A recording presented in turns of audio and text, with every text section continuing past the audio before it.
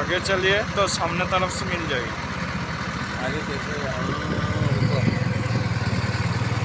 हाँ बनाओ।